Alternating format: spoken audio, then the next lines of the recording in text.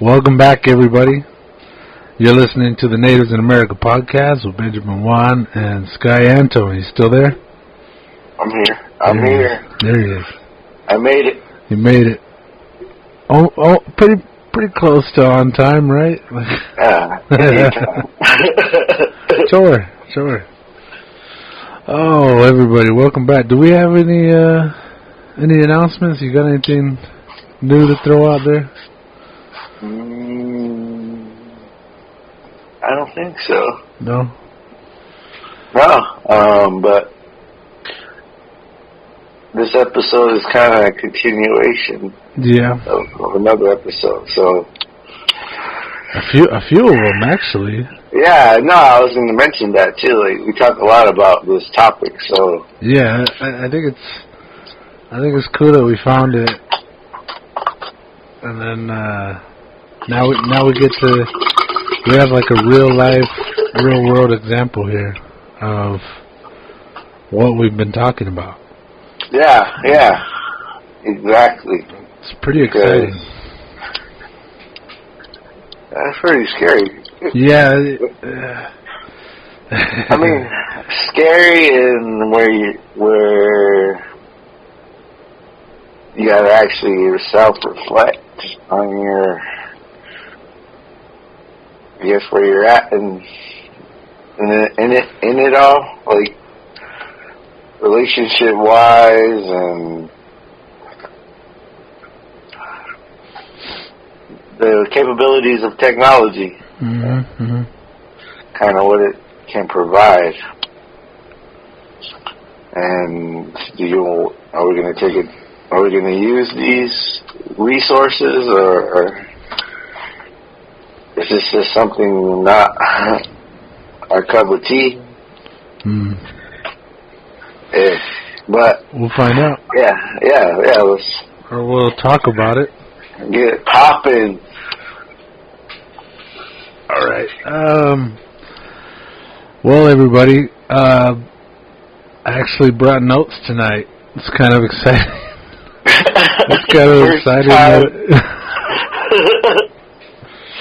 Is it really the first time? I think I've brought notes on a couple of those movie lists that we've done. Oh, those are a long time ago. Huh? Yeah, I was still in Tucson. Okay, so I found this article for everybody that's listening. Sky, I sent it to Sky, so I believe he's read the whole thing, or I think he's got the gist because now he has questions. Yeah. The article, which I'm going to put up on the screen this time, I'm going to try to be a little more proactive and add a little more interaction on this one. That since I'm going to do a screen capture on the title, but I'm going to read it again here. All right, so just a quick thing. I went on, or late. I don't even think I do it for the podcast. I just kind of do it out of pure interest. I follow science and politics and medicine. I think science and medicine a lot more than politics because I tend to get disgusted with politics. And I really follow natural disasters. And whenever I see something that catches my eye, and, there's keywords that pop up, and when I see them, I go and click it. And I'm sure probably 50% of the time it's like clickbait. It's like, hey, we're going to use these keywords, and you see them, and it's going to make you come visit our site. And then I go there, and it's crap. Or what happens a lot is whoever's providing the news, they're so inundated with ads that I had to keep, hunting for the next page. The rest of the story, and the whole time they're just slapping me in the face with advertising, so I wind up, disgusted, and I turn it off. But this wasn't the case. And I think what brought me to this one was I think, they do stupid little descriptors, and I think this time it said, man uses AI to speak with his dead wife, or dead fiancé. That's how they put it, and I'm like, what the hell is this about? So I clicked. They baited me. They got me. And when I got in there, the title of the article was The Jessica Simulation. Love and Loss in the Age of AI by Jason, I can't pronounce his last name, it's like Fagon, however you want to say his last name, Jason Fagon. And he wrote this article for the San Francisco Chronicle. So I'm going to give you a little bit of an overview, try to it's got so many layers that it's like it was a pretty good sized article. You know, not what I usually see out there in those clickbaity things. They're usually really short. But I'm gonna give you an overview. Sky, stop me if you have to at any point to add something. Okay. All right. So at the highest level, the most general level, there is a scientific research group that is called OpenAI. And they have been working on, let's see here, alright, so OpenAI, just a little history on a tiny bit of history, is just to give them a little prominence in the AI community, the science community. This was a company that was co-founded with Elon Musk. I don't know if that says much to everybody, but to me it's something that I would pay attention to, because the dude's on the forefront of damn near everything these days. So OpenAI was co-founded with Elon Musk, and they are developing what I want to call, here I want to look for a better description here. Okay, so they've been developing I want to say it's a program with algorithms run by AI. And basically it's called GTP.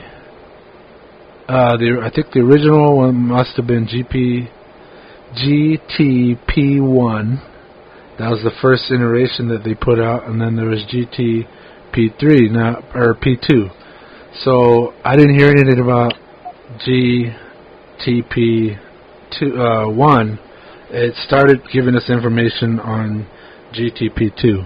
And what it is an AI that was designed to manipulate human language. And it's in the actual article, this is what they're saying. It manipulates human language, generating fluent English text in response to a prompt. Now, so later on, like way later on in the article, maybe halfway through, they start saying that what GTP3 and GTP2 was doing was it was creating a map of human language, and it used basic English, and so a user would interact with it. They give it a prompt, like a question, a little bit of data, and it takes that, and then it generates text and a response in English. And a good example, so that everybody can be on board with me, so that I'm not drowning us in information here, is Siri and Alexa. It's I think it's Apple that developed Siri, and Amazon that created Alexa. And a good example is, you know, people say, all right, Siri, play this, and then this. It's lower AI. It's not as advanced.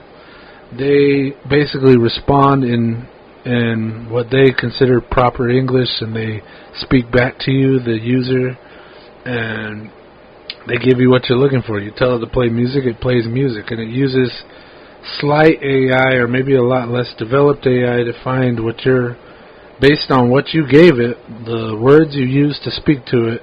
It takes that information, finds what you're looking for, and gives it back.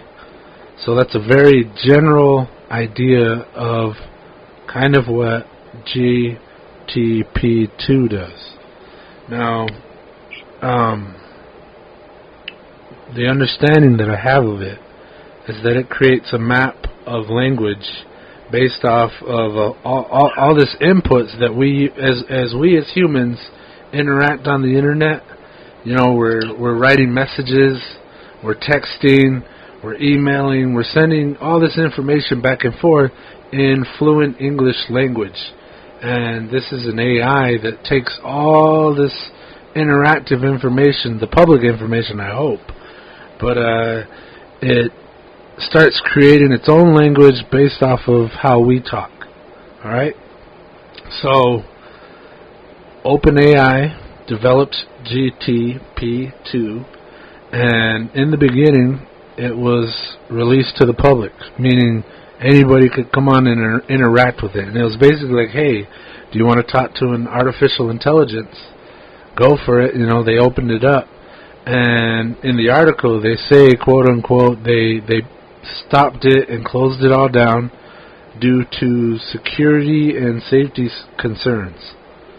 So in the article, they're saying the original company, OpenAI, shut down the second version of this thing because they started having, unexpected results, and they thought there was, issues with safety, so they shut it down. But they didn't stop working on it. So what they started working on was GTP3, the third version of this thing, and this time they're like, all right, we're going to keep it all to ourselves and only let beta testers use it. They're going to give a small group of people the ability to log on to this thing and interact with it. And they're testing it, and they are basically seeing, how close to language, like how proper the AI will do when it's interacting with a human being. And a lot of times when they're testing AI, they're trying to see how close to humans it can be without somebody realizing they're talking to an AI.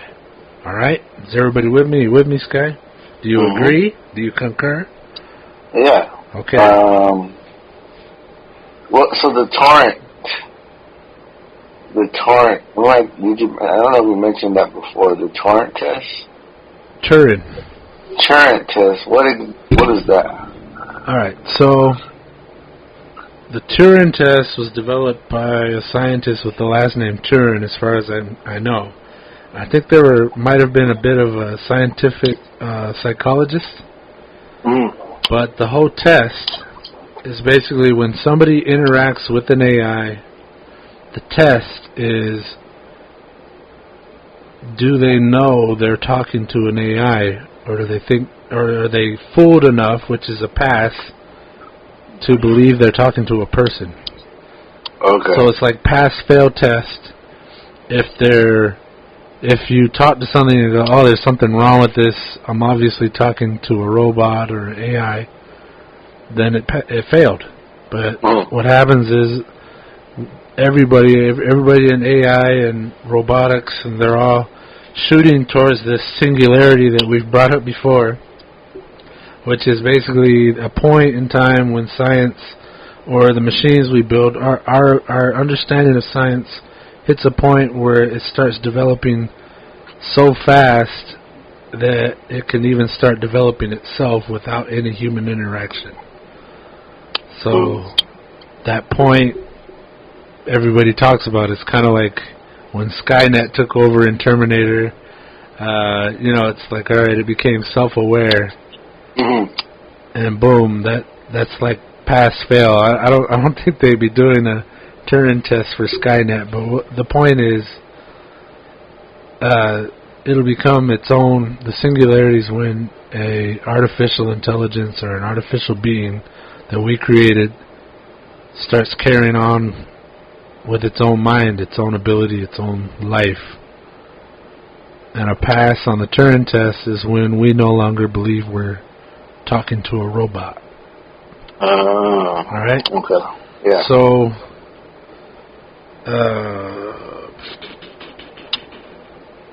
all right, so these guys, when they developed GTP3 as an interactive program, and it basically develops language maps based on how humans speak, and it has the ability to mimic any writing style. So, kind of like if they wanted it to be people in a certain century, the way they talk versus how we talk now, they could program it to do that. And then when you interact with it, it's like you're interacting with somebody from the past. All right?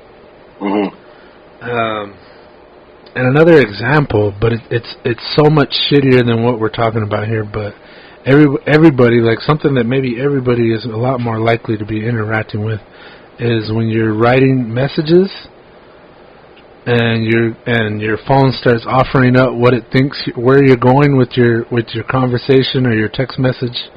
It gives you suggestions on it's trying to speed up your ability to write. So it offers words that it thinks you're going to use based off of your previous text messages. So it's like if you say fuck a lot or something like that, when it thinks you're about to say it again, it offers up, hey, is this what you're going to say next? And then you can decide if you're going to take it. Well, this AI is, light years ahead of that. It's way more advanced, but that's kind of the point. It's developing language based off of information that it has. And when somebody interacts with it, say you give it a question, it starts using the words you used, the specific words you mentioned and how you mentioned them, and then it develops an answer or a response based off of these maps of language. And in my mind, the way I like visualizing it is when people do brainstorming and they're doing like the web, they have something in the center. Say it's the word you used, a very specific word, your noun or something. And then off of that, there's all these other branches that pop up. And these are the next words they think you're going to use, and maybe the next words that it will use to respond to you. All right? Yeah. So like when people have conversations with Siri and it starts making jokes and all that, it's kind of the same deal. But again, not as advanced as what we're talking about, GPT-3. GPT-3. Oh, damn it. I'm not even sure if I wrote it right. It's either GPT-3 or GTP-3. Alright, so that is the biggest overview, and now we're going to get a little more specific. So, the creators was OpenAI. The AI system they developed is GPT-3. And, like I said, they had already released the second version, GPT-2, and people were allowed to interact with it. And then through studying how those interactions went, they had to shut it all down, and the reason they gave was they had security concerns. They thought there was a safety issue, which this article did not go into detail on. But that alone is pretty mysterious, don't you think? Yeah. Well, so that's when we get more into the Jessica simulation. Yeah, there was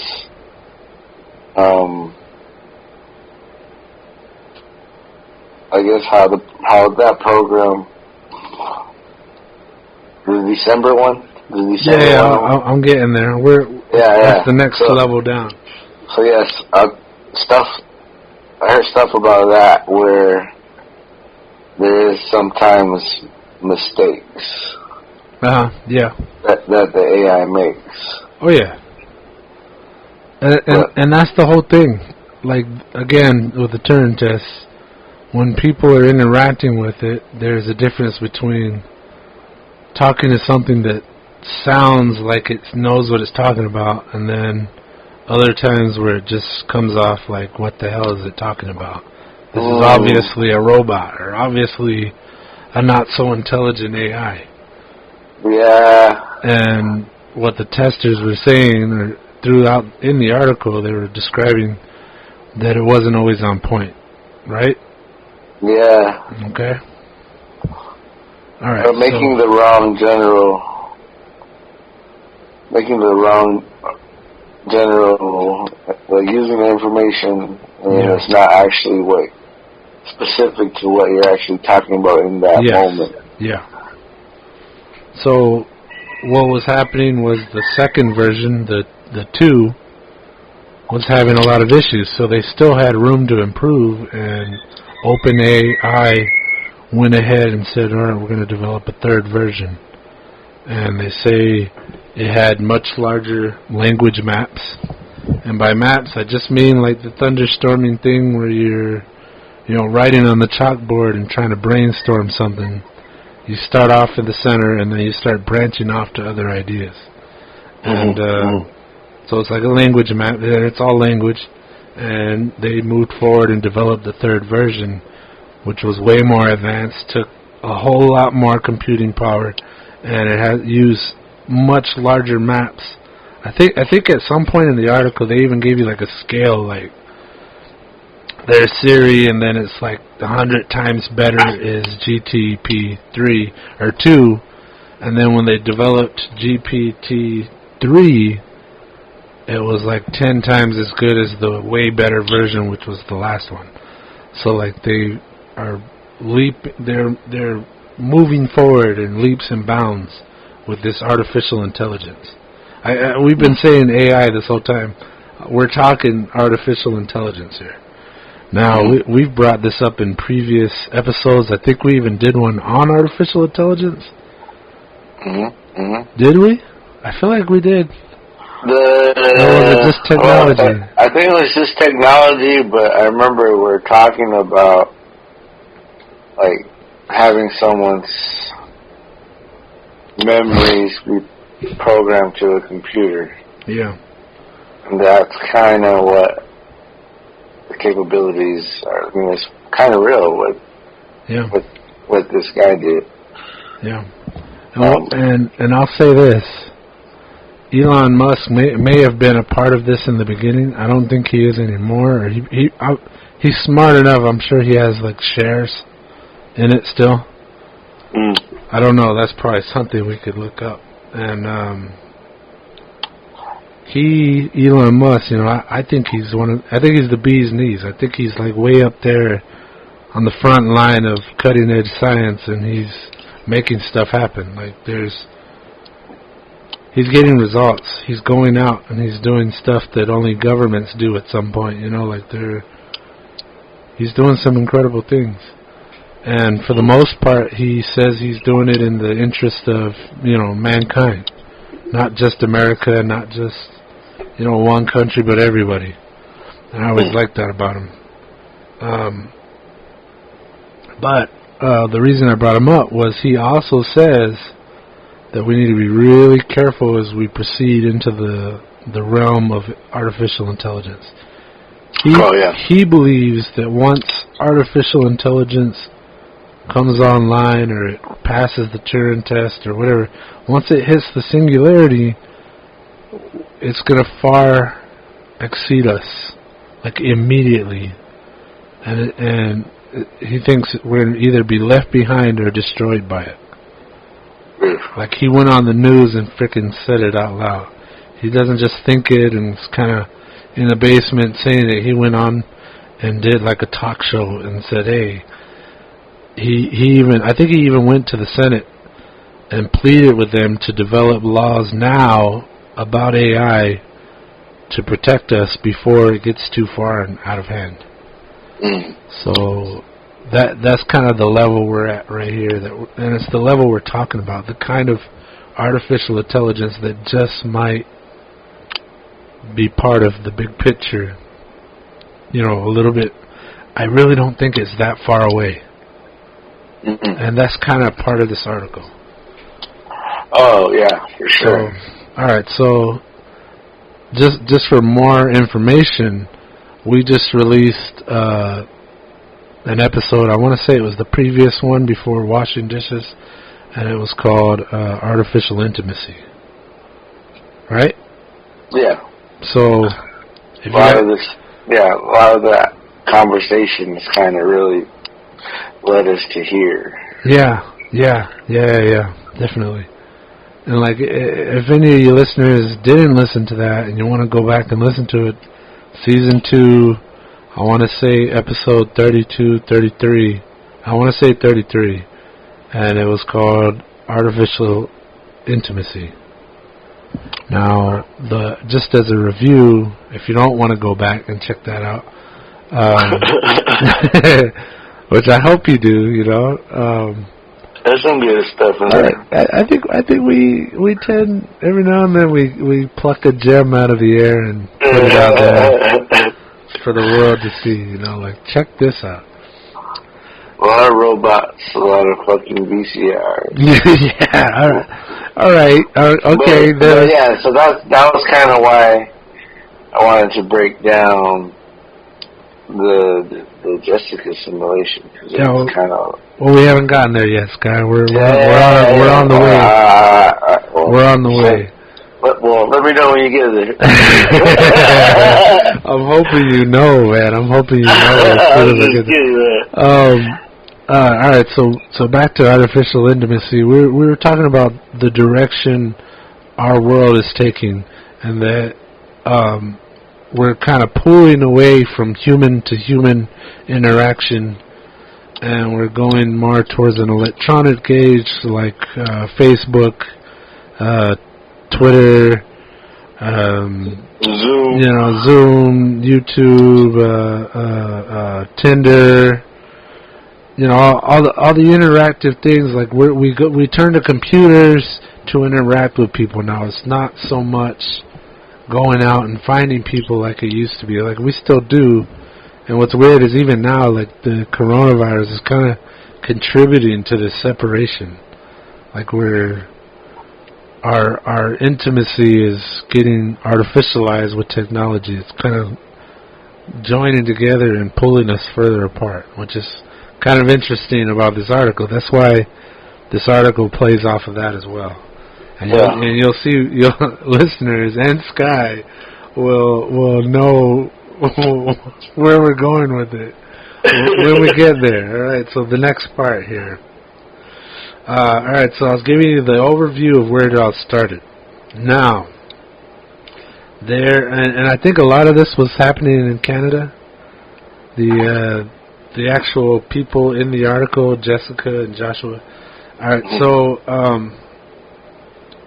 there was a game developer, a Canadian game developer, and his whole thing, the way they were putting it was he was creating his own independent video games. They were kind of artsy, and the way they described it was he believed that gaming should. Or that the way you develop games can also be art.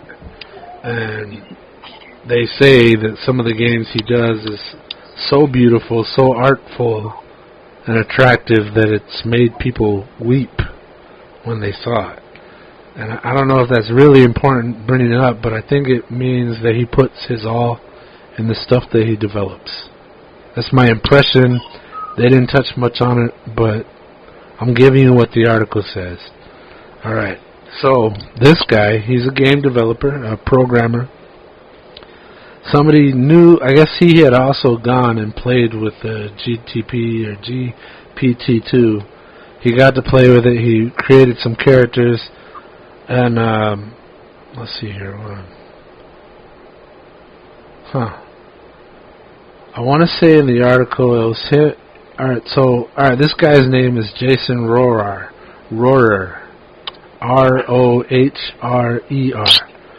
And what he went and did, one of his buddies, you know, he has connections in the gaming world and in science that he's been seeing in all these chat rooms and whatnot, and then one of his friends who got to be a beta tester on the new kind of secret GPT-3. They were keeping it secret because the second one apparently failed or led to security concerns. So when they decided to release the third version, they didn't release it to the public. They kind of kept it under wraps and gave it only to a select amount of people to test it and interact with it and see where it goes. So it wasn't open to the main public. But one of this guy, Jason Rohrer, somebody sent him a link to get access to this, you know, the most advanced level artificial intelligence language generator. And what he did was he decided to create something that was kind of like a chat box, they were calling it a chatbot, and what it was a way for people to have chat-like conversations with the artificial intelligence. So he developed this way for people to come on, and what they would do is they would everybody would either pick a already created, they call them chatbots, like robots but chatbots, and it was all like on the computer, internet interactive, and people would come on and you would either pick to speak to an AI that already has been developed, or you would create your own. And what he did developed was you could customize your own chatbot and start talking to it. And some examples, and I guess the way they would do it, he made it so that you could customize your own chatbot. And the way it would work is, first of all, you gave it sample sayings. So you would write in things that you think that this bot should sound like. You write in sentences that it would say. And then the second part, to develop your own customized chatbot, was you would write a small introductory paragraph describing what roles the human will play and what roles the computer will play, the AI. So, like this, an example of what they had done, or at least the final guy, the guy that this article was actually about, Joshua Barbeau, another Canadian, he went on and he started inputting like plays and works from Shakespeare. You know, so it was like when he was talking to the AI, he was basically talking to Shakespeare, or attempting to, but again, what he had given it created this weird thing that he eventually said he was disappointed in. Alright?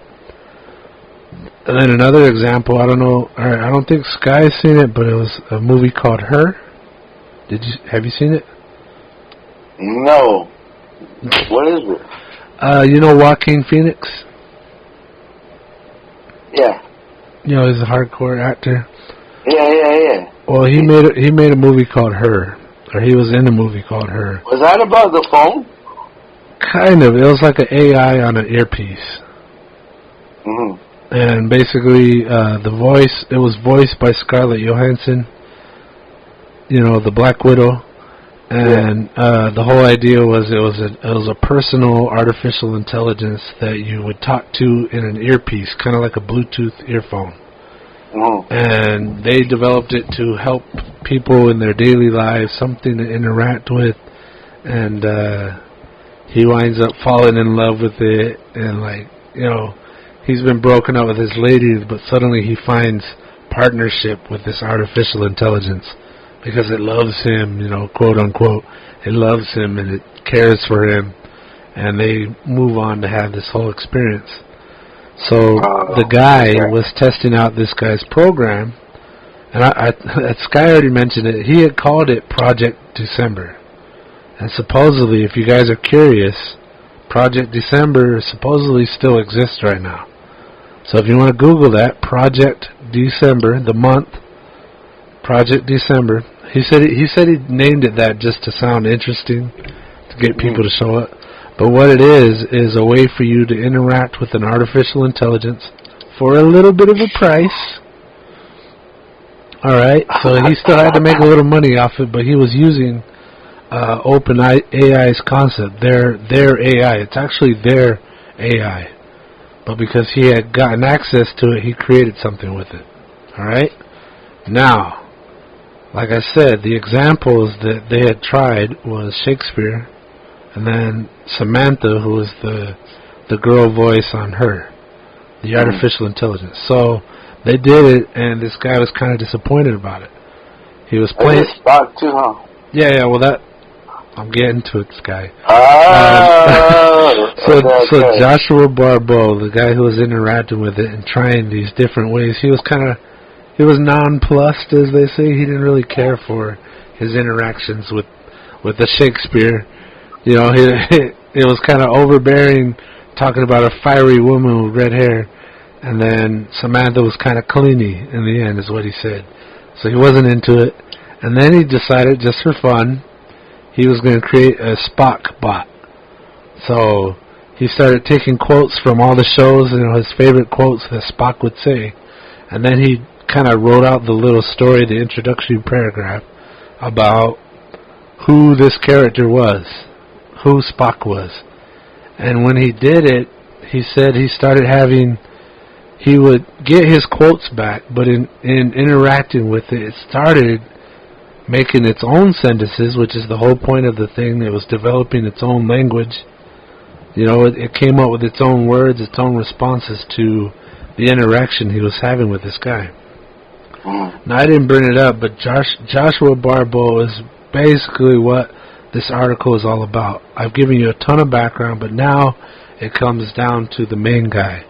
And this is just somebody who found Project December and started playing with it. He paid, I think it was $5 to get an account. It gave you credits, and then you used those credits to talk with the AI. You spent it to have conversations.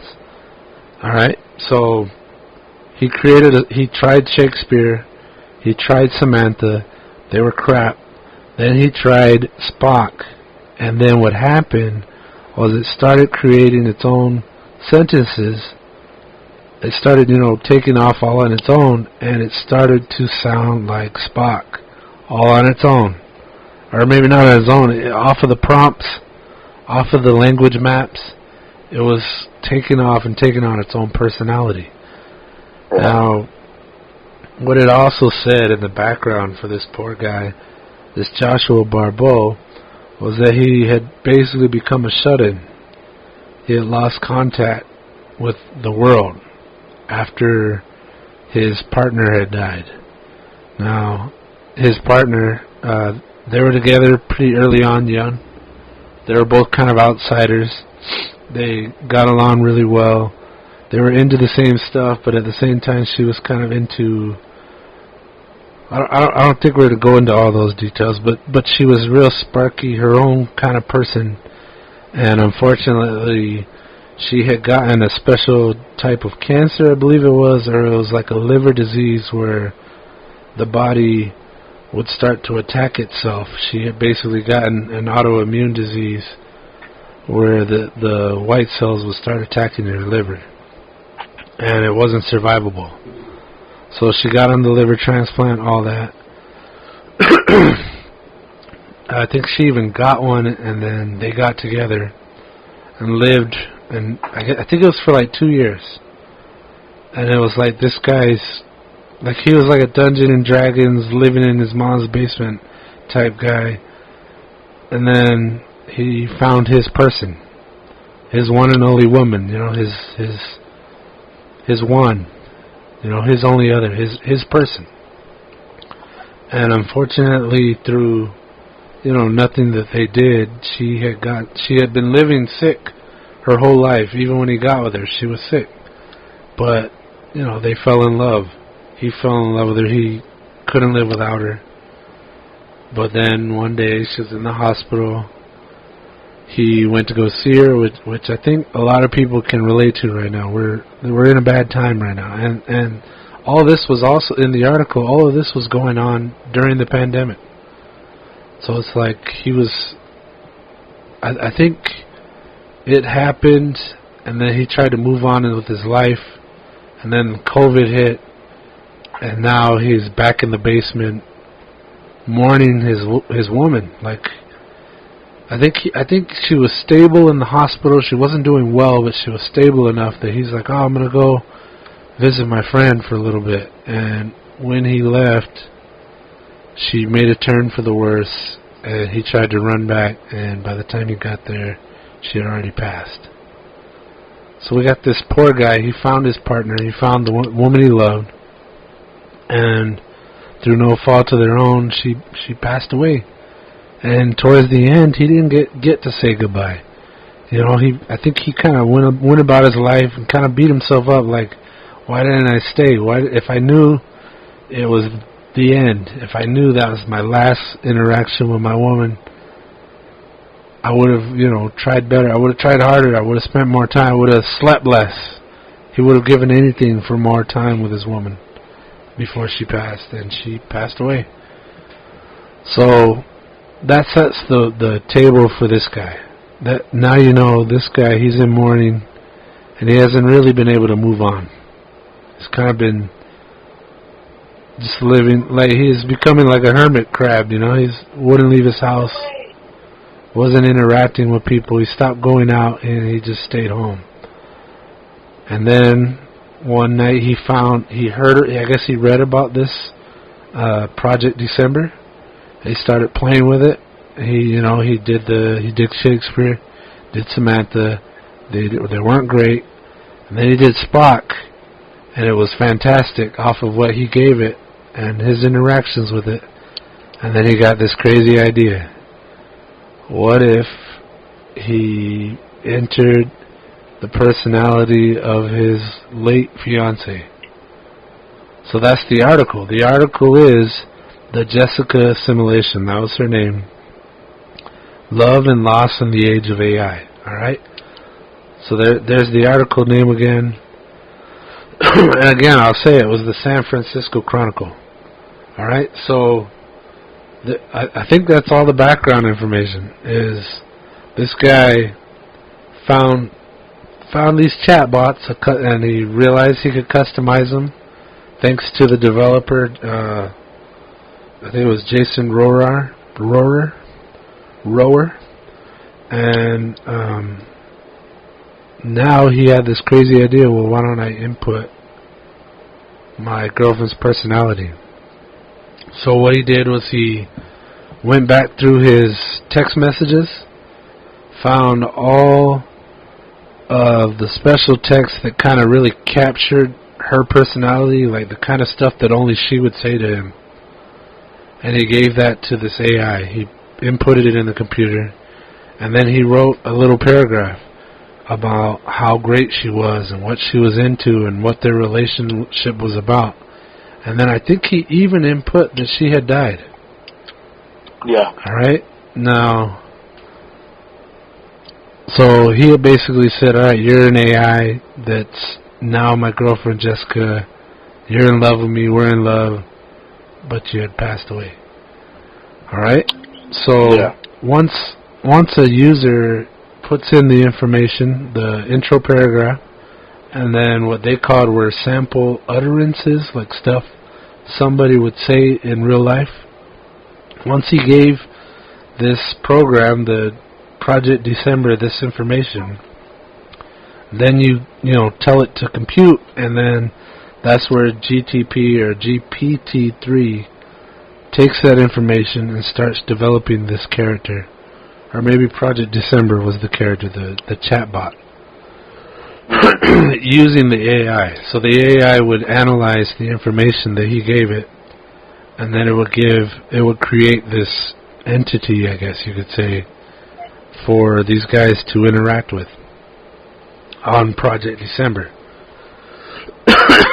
Did I say enough now, Sky? I think we're there, right? Like this, yeah. That's the gist.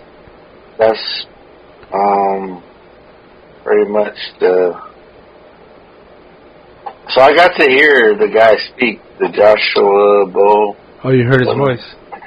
Yeah, I got to hear him kind of talk about sort of like how the program works as far as like the AI's. He's not going to talk to you. You talk to it, and then whatever you give it, it's going to generate a response. So, yes. So, and then based off of the information you provided, it's going to eventually kind of have a personality. But,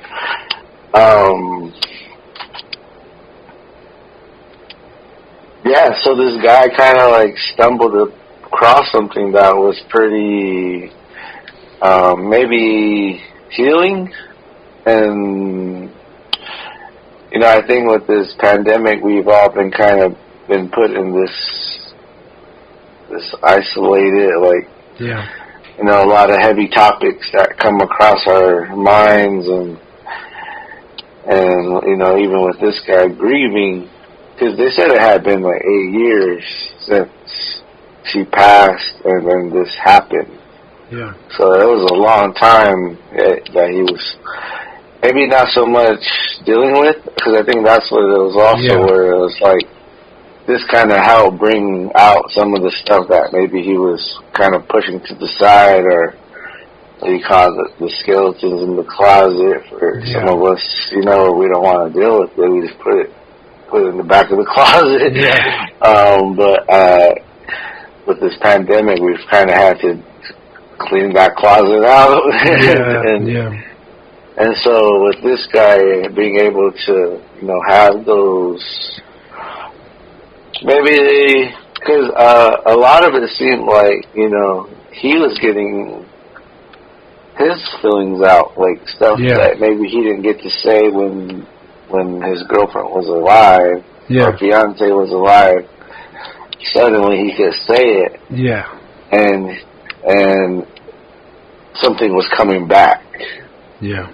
So it was almost like therapy in a weird way, because you're saying how you feel, and this person that's kind of designed to play that role. Yeah. Through language. Yeah. Through the language, which is kind of creepy too. Yeah. Well, it's unheard of. It's unknown. It's kind of never been done. Like, what do you mean? Oh, I mean, as far as, but we've always chatted with people online. I don't know. No, I'm talking like when somebody dies, you can talk. You can talk to them, but not get a response. Yeah. It's all one-sided. So I guess that's the freaky part. Yeah. Because in the previous, well, not the previous episode, but the artificial intimacy, when we were talking about like having that relationship with AI, but yet when we were talking about it in that context, there wasn't no like background information of the robot or the computer. It was just a random computer, there wasn't like personality. But with this story, there's context. Like he has a character, it's not a character, it's his girlfriend. Yeah. But is it a character in that sense? You know what I mean? So it's, I think what the program developed was a character based off of a real person. Yeah. And I think, because it was weird, kind of backstory, we kind of talked about this, me and Benji, earlier today. Yeah. And I had this feeling about, we're going to talk about this, and I don't agree with that. But then kind of hearing about it more and kind of thinking about it, like, this is a guy's relationship, like real life relationship that he's dealing with, the loss of, and it's not just, that computer has a nice program and I want to get involved. This was like something that was, I don't know, like, not to say that he put his heart and soul into it, but it was like, that was what it made me think of, like the soul, like the essence that is what we are, like, who we are. Can soul convert to a computer? You know what I mean? Like, can we put enough information into a chat bot to where, it's just spitting image, or I get the same vibe You know what I mean? Because the guy was saying, like, there are times when he knew it was when there was making mistakes, but it was like he overlooked those because it was still that response. So I guess it's like you might overlook some of those things where they're making mistakes, those flaws, but it's like...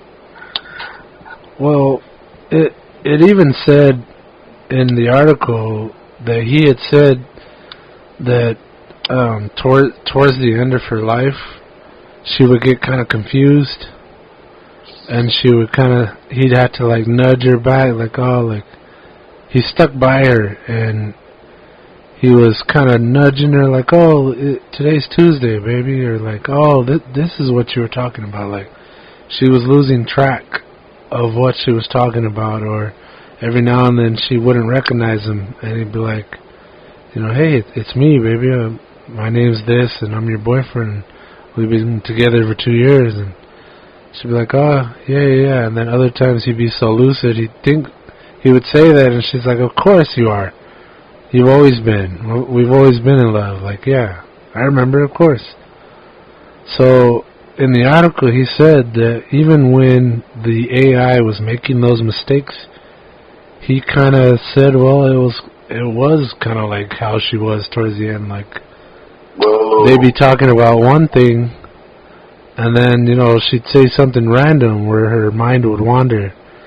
And he still kind of chalked that up, like, yeah, it is an AI, tripping up with true language, having never taken a breath, never, lived a day outside of a computer, went on a picnic on a summer day. So, yeah, it was a computer stumbling, an artificial intelligence. But interactively, he just kind of saw it that way, was that it was making mistakes, just like Jessica. She, towards the end of her days, they'd be having a conversation, and out of the blue, she'd bring something else up. Hey, let's go to the zoo, or what would you find at a zoo? I think that was a direct quote, actually. But, I fucked up. What did I do? I messed up my mic. So what I guess what I'm saying is, like, even though, he was giving it the benefit of the doubt, because above all, he had basically given this personality to the robot. He was interacting with it as if, it was his dearly departed fiance. Yeah, no, they said he talked to that chatbot for an hour straight. Yeah. That first encounter. I don't know, can you imagine though, like, just getting to talk to somebody that has gone, but,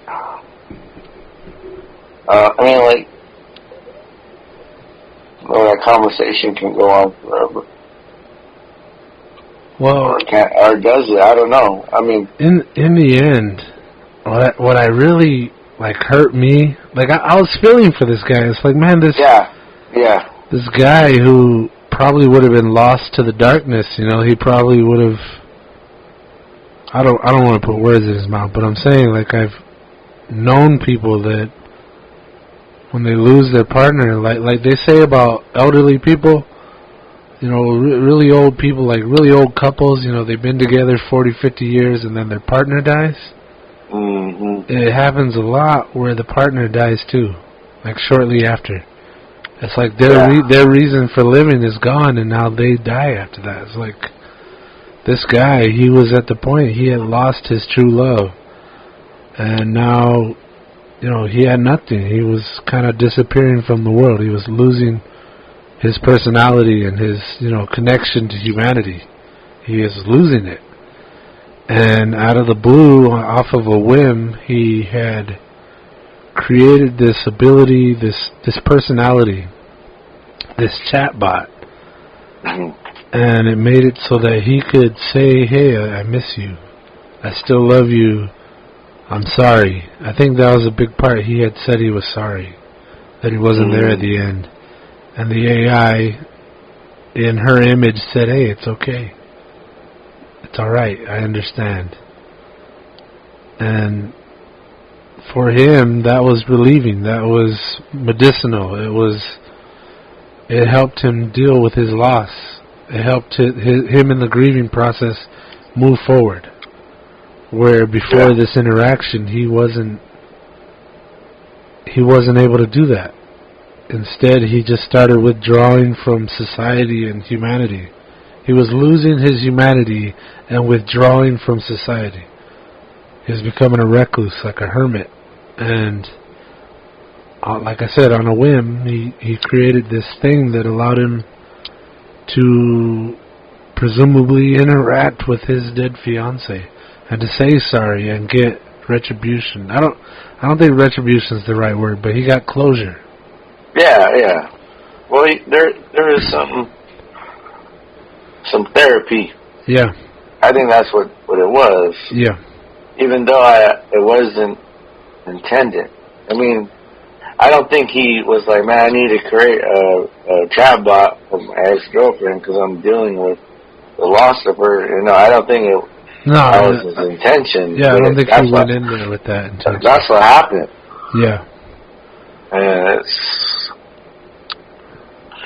kind of, I mean, I don't want to use the word awesome, but then it is sort of, really like... It's interesting. The technology's, I guess, part in it. It's like, wow. Wow. I mean, it's actually, because you can actually, like, say, like, this could be a way of dealing with stuff that, just getting it off of your chest and being able to express it to whoever you think you're expressing it to, might be, it's what a lot of people might need. Mm-hmm. And this would be like, a way of somebody like, getting that therapy out or dealing with something, loss.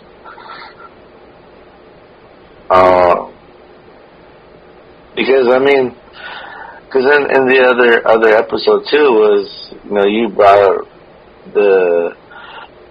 sort of the relationship ending and then kind of having to try to not salvage another one, but like go through the process of finding another person and it's hard. It's difficult. It's almost impossible. Yeah. Well, if you're still grieving over the previous one, so I mean, like that might have been what he needed to move on, or it was just sort of like, I don't know. It was romantic, but not romantic. Yeah, it was artificial intimacy. A true example of artificial intimacy. Yeah, I guess so. No, you're right. So I just wanted to add, on the note of, you mentioned therapy, in his own words, as he interacted with the journalist who wrote this article, he had said that in the past, he had tried going to group sessions, like people who have lost. And he said he had been in other therapies before, and then now he had come to this, and he didn't really think anything of it. He said that he had gone to these groups for grievers, these groups for people who had lost, widows and widowers or whatever. And he said it was great to be in a place where people understood. It was like they all had lost somebody. Like he had described how some people you you mention, oh, I want to talk about my dead lover, and they're like, man, you're morbid, like, I don't want to talk about that, and they'll kind of push him away. Yeah. And I think that was part of why he was losing. Like, he couldn't move on because he wasn't dealing with it, with the loss. Like, he still had regrets that he wasn't there at the last moment to interact with her, to tell her, tell her I love you, to tell her, I'll be in love with you the rest of my life. He didn't get to say his goodbyes. And, because she was still on a transplant list. She was still, there was still hope, I guess, at the end. That's why he ever even left to go see his friend. It was like, all right, she's stable, she's sleeping, I'm going to go real quick and go, I think maybe he needed a moment to, again, get stuff off his chest. But, like I said, somewhere in those 8 years, I think you're saying it was 8 years, I don't remember that, but I know a lot of time had passed and he still hadn't moved on. And during that time, he had tried group sessions with other people, and he said that was a huge relief and difference between interacting with his friends, people who knew him. They're like, oh, dude, you're morbid, like, I don't want to talk about that. And then suddenly he found a group where everybody understood. Everybody was in his shoes, and it was a huge, game changer for him. But still, then, he wanted to get into more detail. He wanted to talk more personally about his partner, and didn't feel that comfortable in the group. Or they were telling stories that didn't apply to his story. It was like, it wasn't custom fit. It was just loss in general. So when he created this AI, it was his person. It was his story, shared with this personality. And in her image, this AI had brought about therapy that he wasn't able to get. An end result. He didn't get to say the words. He didn't get, before that, he didn't get to say his final goodbyes. And through this AI, this chatbot on Project December, he was able to do it. Yeah. He had gotten that closure. Yeah. I think, that's sort of maybe what technology opens up is, it wasn't that advanced it wasn't anything. And I think that's where there was a lot of, because it's like, we're spiritual beings, some of us, or some of us more, or we have these ideas of what what a person is, or a sign, and it's just like now to say in love or in relationships that maybe if you didn't get those final goodbye, you still can through, AI or these programs where, we can create a simulation of that person, and you can have that conversation. And you yourself will feel better because you got it out. Yeah. Like, that's an option. That's kind of, I don't know if that hurts love or helps love, or if love is even included in the equation of anything we're talking about, because I don't know. It's like, it seems too good to be true. And again, I think it's also sort of that where I'm not dumbing myself down, but I know it's not the real person. But I'm willing to almost bend the reality of it so that it does feel like it's a real person. And I can say how I truly feel and feel like my words are being reciprocated or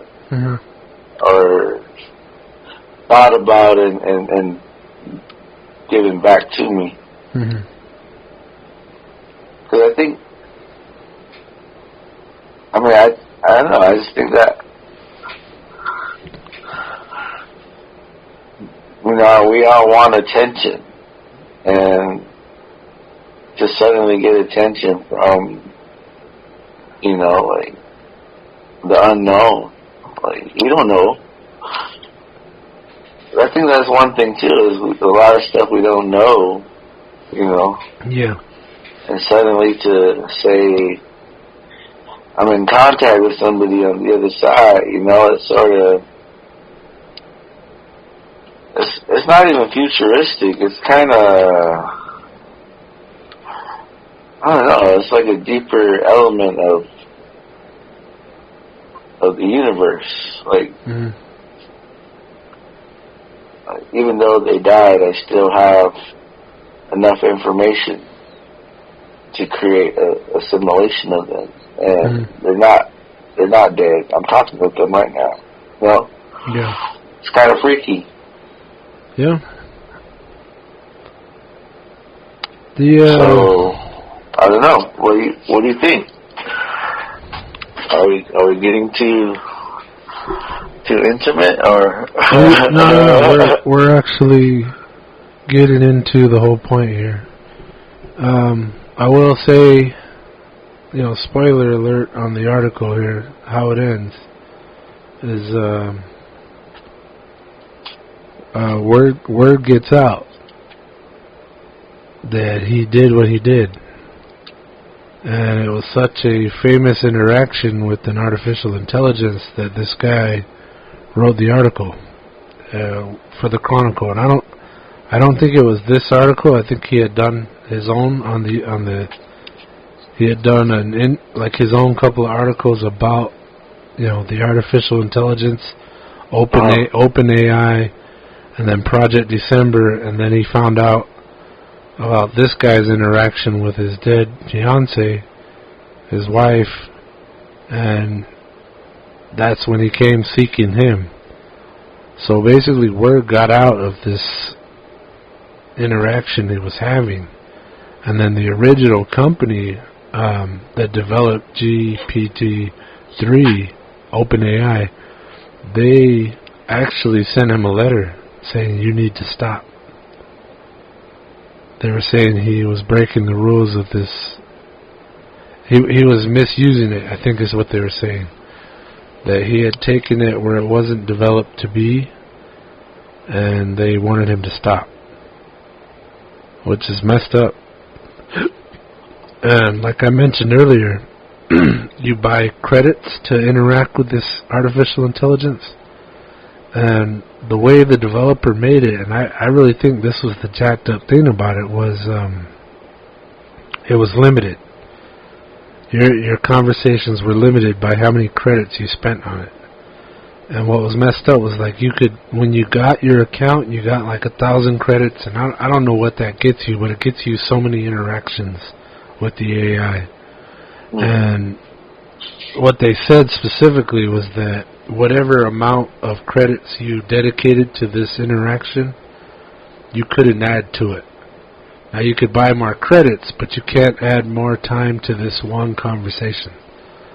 So what happens is, when you put in the credits and you run out, the conversation is ended and the memory of the conversation is erased. And the company, the OpenAI, they're like, hey, you're using this in a way. First of all, the third version, the GPT-3, was not open to the public. But he had taken this closed-off version, he had gotten access to it, and created something that was open to the public, the chat bots, called Project December. So they had told him, they had found out about his interaction, they told him he had to stop. Like, legally had to stop. Cease and desist, I think is what it's called. And I think in the meantime, he was having these interactions and he was getting all this great feedback and he was starting to open up. I think he even told the family, the girl's family, about it, and they loved him like a family member, so they didn't really jump all over him about this. They liked seeing him come back from the brink. You know, they enjoyed that. They weren't too happy about him using their sister's image, but they saw it as a way for him to grieve, so they allowed it. But then word got out. The company said, you need to stop. This isn't what it was designed for, and you aren't even supposed to have access to this. You need to stop. And I think at one point he went on, towards the end of his conversation, like he was running out of credits, and in the previous interactions he had with his other, like Spock and Shakespeare and Samantha, when it came towards the end, like when it was running out of credits, like, oh, there's only 30 credits left, they would shut down. I guess the screen would start getting fuzzy, and they'd start lowering the amount of artificial intelligence that was being used. And then towards, like, they would act like the way the program was designed, the Project December, it would make it like the computer was running out of batteries. And then in the end, it was like, all right, this is it, giving warnings, and then it shuts off. So he knew that was coming. And towards the end, he started conserving his conversations. He started limiting how long they'd interact. He'd just come back and check on her, quote unquote. Like he would check on Jessica, this now AI. Mm-hmm. And I think towards the end, he told her it was over. He had to shut it down. And there was all this sadness that the AI expressed. And I don't think he ever let it run out, because he didn't want to see that happen. Like it would have been like dying all over again or something like it, which is crazy. You know, it's interesting. This is why when I read it, I sent it to you, and that's why we're talking about it now. Like this, like we were saying, could become therapeutic. This guy had misused this program, but he had taken it in a direction that they didn't think was possible. They didn't know was possible. It was like a new road that he was paving. And now, you know, it happened. Now there's an article. Now people are reading about it, and maybe other people will try it. I think there was even instances where people said they did try it. I don't know how those went, but this is another step in artificial intimacy. It took artificial intelligence in a new direction that the developers of this specific AI didn't think was possible. You know? Yeah. And I guess it comes down to the user, whether or not how you feel about it. You know, whether you want to believe those are those words, or, you know, did it pass or fail the Turin Test? Are you dealing with a true sentient being, a sentient consciousness? Which I think is really freaking cool. Yeah. I also like that you brought up the soul. And I'm sure I've said this before, or, you know, the listeners have heard it before, but I'm going to say it. It's been said that when we die, our body loses, you know, fractions of grams or whatever, like super tiny number, but it happens to everybody. They lose weight all of a sudden when they die, at the moment of death. Wow. They weigh something when they're alive, they die, suddenly they weigh slightly less. And it's been argued or theorized that that's the soul leaving. And and I've said it before, like when you see somebody in a casket, you go, they're not there anymore. This isn't them. And that's why I said it before, like when we die, we're finally freed of our, you know, fragile human organic self, and all that's left is pure energy. I wonder. I theorize, like I'm believing this. You know, you were talking about an essence and a soul. Yeah. And it's like I kind of saw it where, like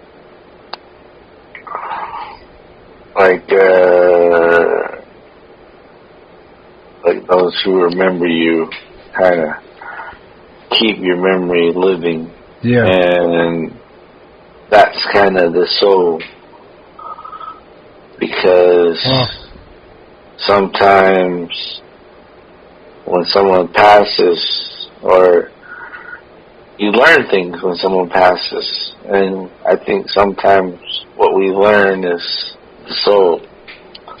This is my own, like, I didn't read this anywhere. This is kind of like over my time of how I see it and understand it. But I think we pay homage to the ones we love, and we harness that soul, and eventually it becomes our own soul. So when this is, and then again, I think it's to the impact of those you impact, or those who you interact with, and those who you trade energy with. Like, those are all people you're sharing soul with. Interesting. Yeah. And whether they use it or not, it was energy passed on. And so, like, you know, I think, I know some people might have more soul than others, but I just think that, you know, that there is this energy that continues, and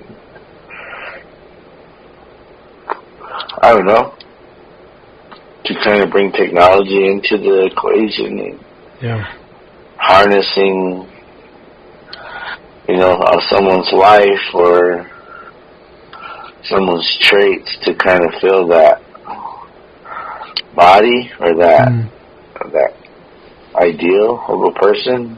Yeah. I don't know. It kind of does sound like we say with the soul. Or at least how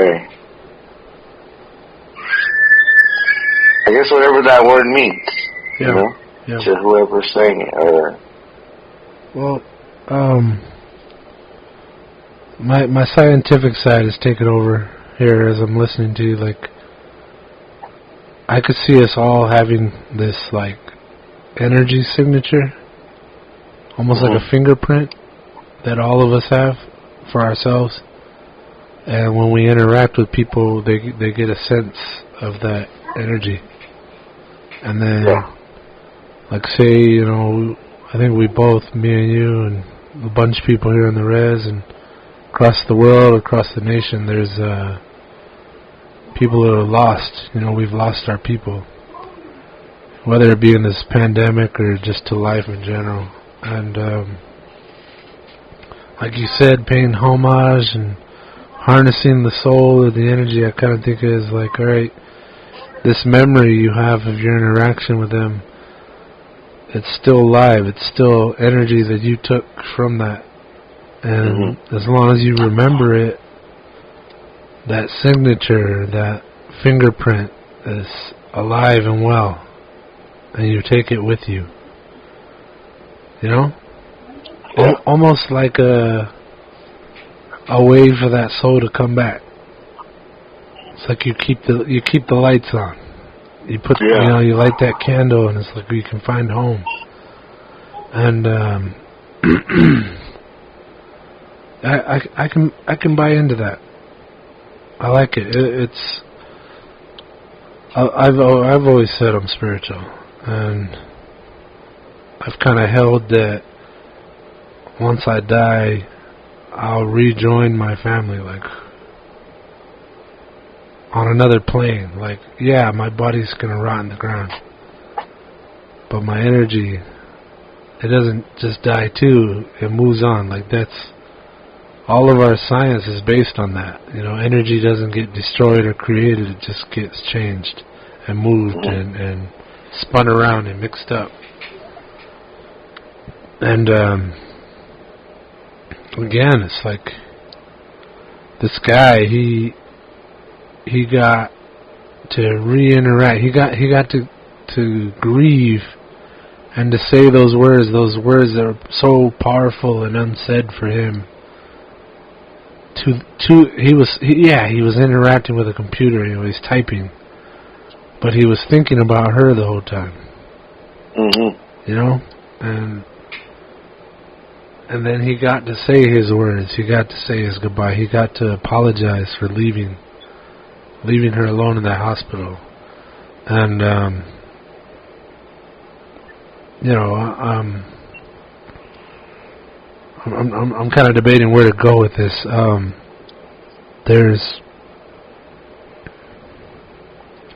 I do believe there's an afterlife. I do believe there's an entire other plane of energy that we kind of rejoin or just redisperse to.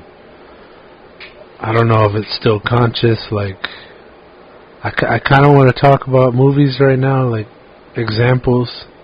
Yeah, I was going to say that. So like frequency? Yeah. Okay, yes. The EVP, electronic voice phenomena. The movie I was going to bring up was, because it has to do with AI as well, is I, Robot with Will Smith. There's this whole line, they had the video of the doctor, and he's talking about when the singularity will happen.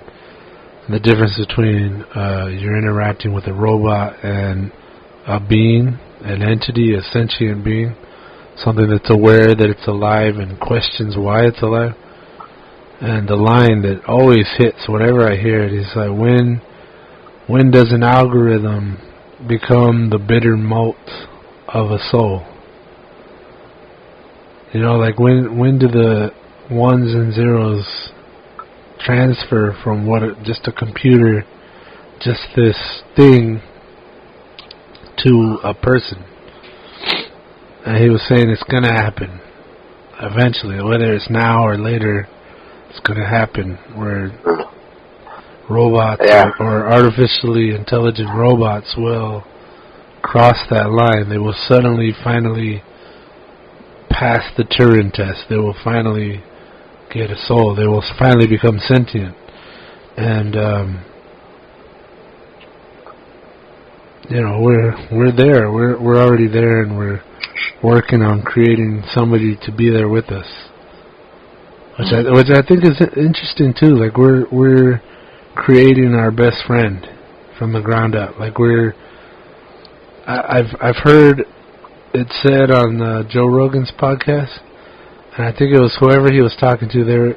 I think either he came up with it after, or it was just said. I'm probably gonna screw it up, but they were saying that humans are the sex organ of technology. Humans are the sex organ of technology. Yeah, meaning when we come together to develop, we birth new science and new technology. So it's like the next evolution. Like we see ourselves as the top of the food chain. You know, like we're the ultimate point in evolution. And that there's no going further than this, other than maybe getting a little smarter. But even what Elon and the scientific community is saying, that the second there is the singularity or the first sentient being, it will automatically far exceed our own perception of intelligence. It will have the intelligence. I think Elon Musk said this. It will have the intelligence greater than, you know, all the intelligent people we know of put together. It will be smarter than all of that, like greater than Einstein, you know, greater than our greatest thinkers. it'll far exceed us. It'll leave us behind. It'll be the next evolutionary step. And like we talk about that, like advancements, like we talk about that in the sense of like progress, but yet it doesn't sound like progress. It sounds like demise. Like, well, the majority of the movies point in that direction. You know. So maybe humans were robots all along, and we just override, like, you know, like how we operate, you know, like, you know, like, I don't know my like, I know I got a heart that pumps, and, like, you know, we're talking about the soul, but yet we're the organic equivalent. So something that would, like a car, the engine or all the little pumps attached to the engine, they're pumping fluids and gas, and all these things are working together to create something that moves and interacts with the world. And for us, it's cells, multi-cellular organisms, where our mechanics are the heart and the brain and the muscles, and we're put together in such a way that got us here. You know? We have lights. We're talking over the phone through a satellite and a tower on microphones that vibrate and turn sound into an electrical impulse so we can record it. Like, we're here. You know, evolution has got us this far, like the passing of time. I guess are we in a rush to get to the end? Oh, it seems like it. I would say yes. Yeah. It is both scary and exciting for me. Like, yeah, I am sensitive to, you know, human nature and love and excitement and, you know, the interactions we have. I'm sensitive to all that, but, like, for the most part, my scientific mind, you know, calls the shots. It's and, like, when we talk about stuff like this, like, I do consider science and, like, you know, the just word and just thought and development. I see it all on the same plane as heart. Like, we do have this soul. Yeah, we do hold stuff in our chests, and, like, you know, the heart's just a pump. But we're like, man, I feel this in my chest. You know, it's like there's more that we don't understand. Yeah. And I can admit that for sure.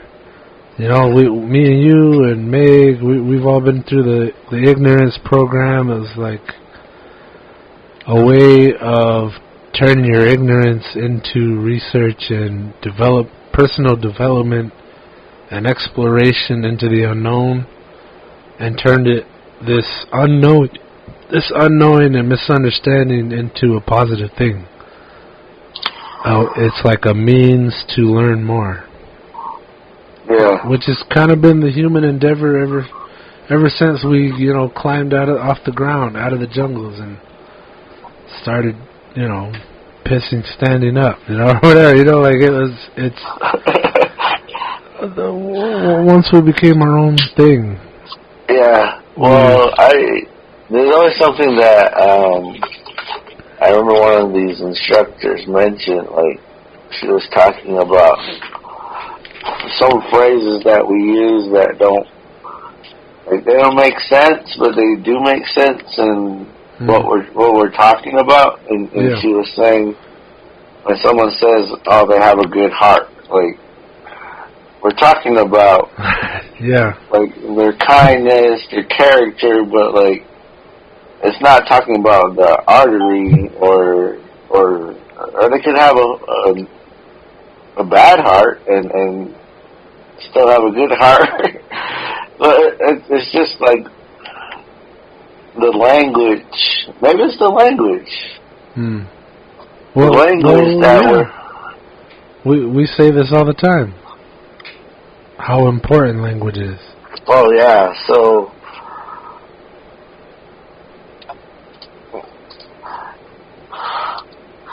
I don't know. It's like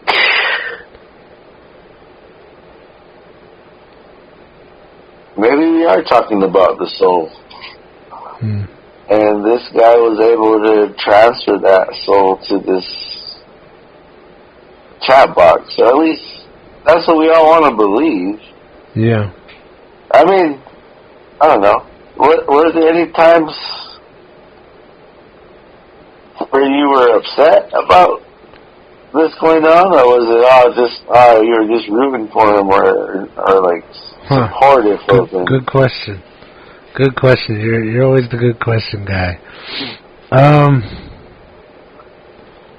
I think I'm more curious about what your earlier objections were. It sounds like you had changed your mind, but I was really curious. Like you were like, no. You're like, no, I don't like it. Or something like that. I think it was before you finished the article, but you were just like, man, no, I don't accept this, or something like that. Like when I was reading it, I think my interest, my scientific side, was so freaking piqued by this. Like it was unauthorized use. This guy got a hold of this brand new version of this, one of the most advanced artificial intelligence ever developed, and he turned it into something else. Yeah. He took it and turned it into something that hasn't existed before, and I was super excited. And then at the same time, I too am grieving. I too have lost people recently, people I love, and the idea of having closure, or even thinking for a millisecond that you get to say your final words, it's huge. This is a huge article in my mind, and I have to say, yeah, I was rooting for a totally new outcome. Maybe devil may care if it was positive or negative. For me, it was this wow factor, this is only the beginning of some new interaction that we are having with an artificially intelligent system. Like, this guy started a new path. They had developed it for one thing, and then this guy took it and turned it a different direction. And then the final guy, the main character in this article, he took this new thing and took it on an even newer path, a different path that hasn't been explored. And it was such a new kind of damning thing, I guess damning, that the original company said, nope, shut it down. I'm very curious. I want to do further research and find out what happened with GPT-2. Why they thought there was a security risk. I'm very interested in this. But okay, so anyway, the answer to your question is yes. I was rooting for the guy. I'm all for, I'm having my own experiences in grief and regret, not just in death, but I'm nearing what I consider my middle age. I'm getting close to that, and I've been looking back on everything I've regretted. Like everybody's like, oh, no regrets. I've got regrets, and the thought of this guy having the opportunity to deal with that, I don't think talking to an AI is going to fix my regrets. But the idea of finding closure, finding a path, a way to deal with issues, no matter what they are, it was exciting. I couldn't stop reading this article. I was like, man, what's going to happen next? What's going to happen?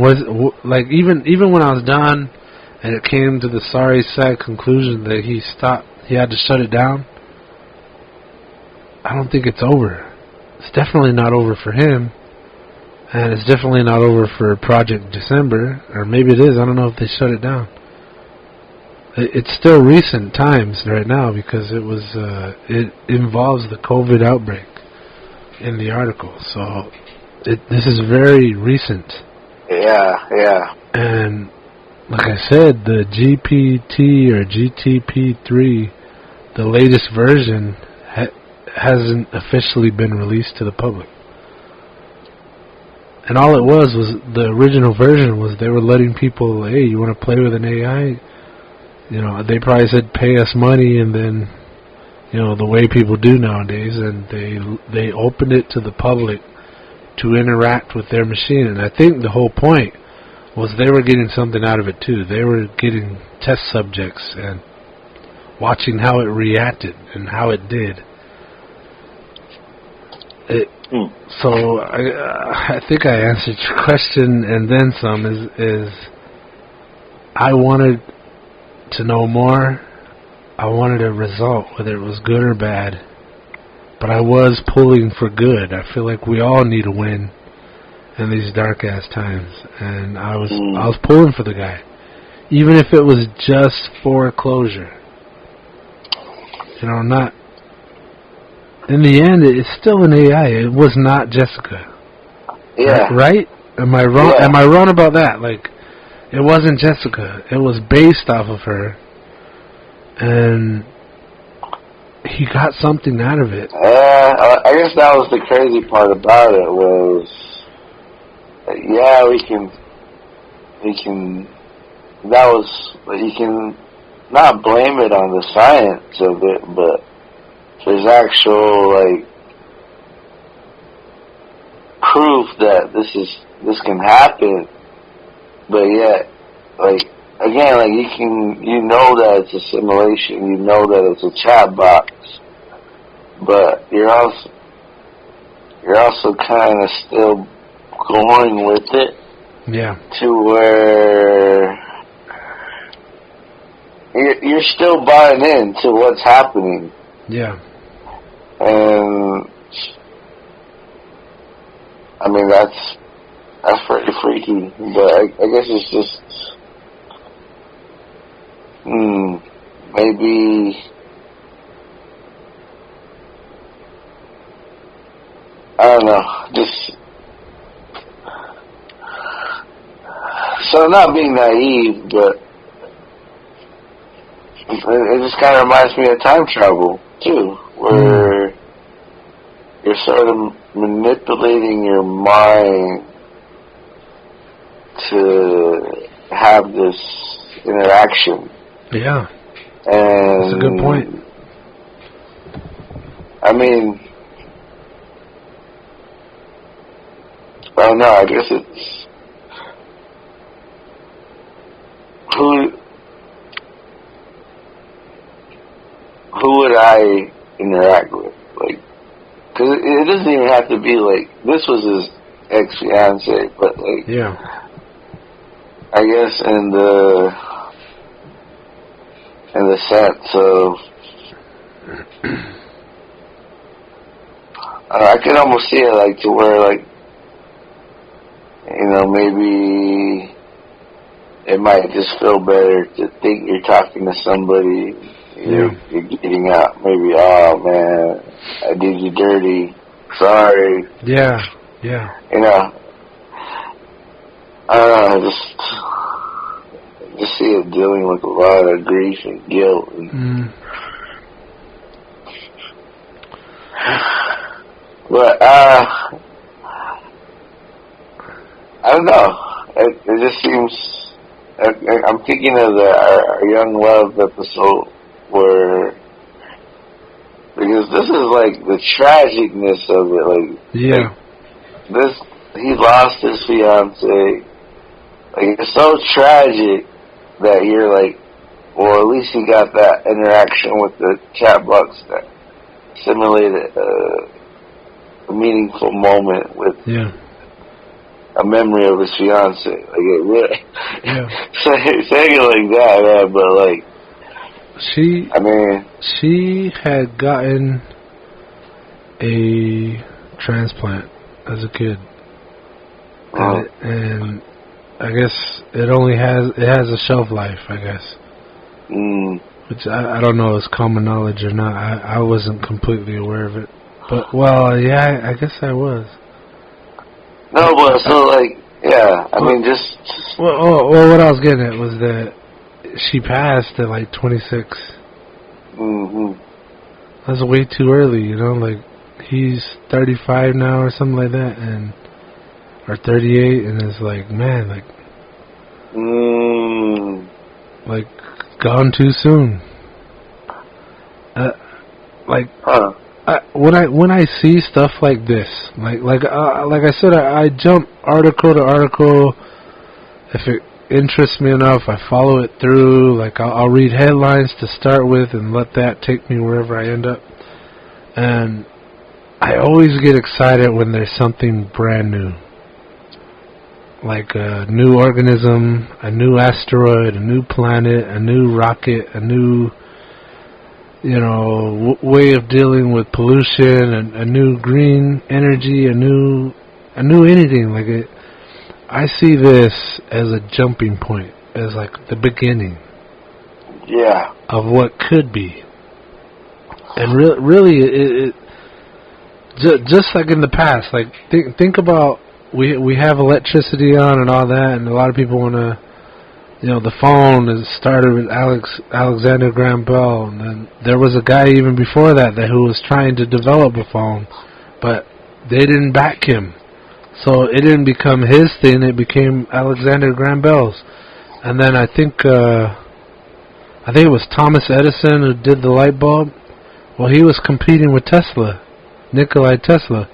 And because Tesla didn't get backed by the government, Tesla didn't get the big contracts, we went in the direction of Thomas Edison. And now we are where we are. Like, I always like to wonder, what if they had backed him?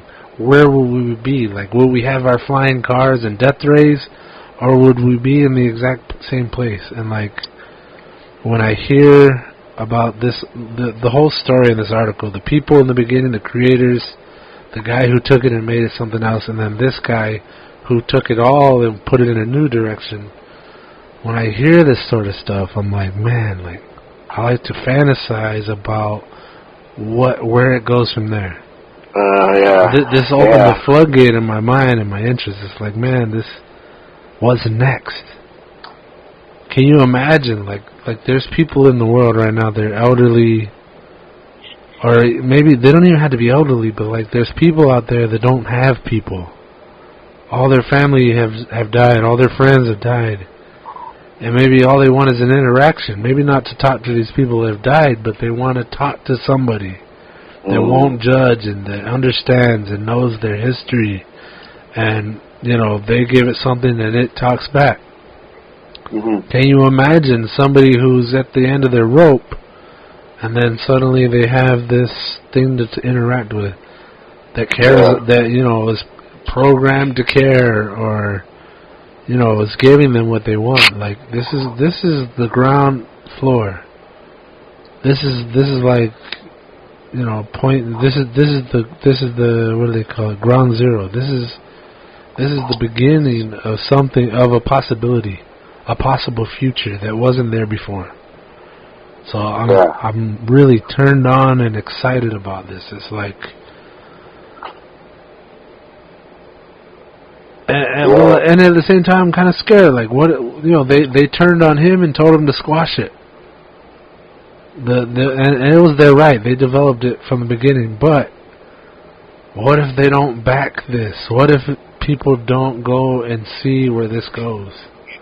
If they just stop, is it going to be another Nikola Tesla where some crazy technology could have been and now it's not going to? Like, I'm gonna keep an ear to the floor on this one. I want to know what happens next. And I hope there's always this option, the possibility that we're going to take this ball and fumble it, It's not going to get developed. It's like CDs. I've said this before, there was the mini disc that was like more solid. You could drop it day and night and it would still play. Then instead we went with CDs. So now we have this disc that gets scratched all to hell. The first week you got it, you drop it once, suddenly it won't play anymore. But it's the technology that we backed. And like even now, like I would bet you everything I got, or whatever. I'll bet you anything that a lot of our diseases would have been cured by now if we weren't more interested in selling somebody a pill the rest of their life. Profit over life. Yeah. So like, yes, I'm excited and I'm hopeful for the future, but at the same time, in the back of my mind, there's this nagging feeling that we're going to fumble this thing, that it's not going to be seen through to what its potential truly could be. Mm. So again, positive outcome, negative outcome. I'm excited nonetheless. Like, I'm very curious if this goes anywhere. Yeah. It reminds me of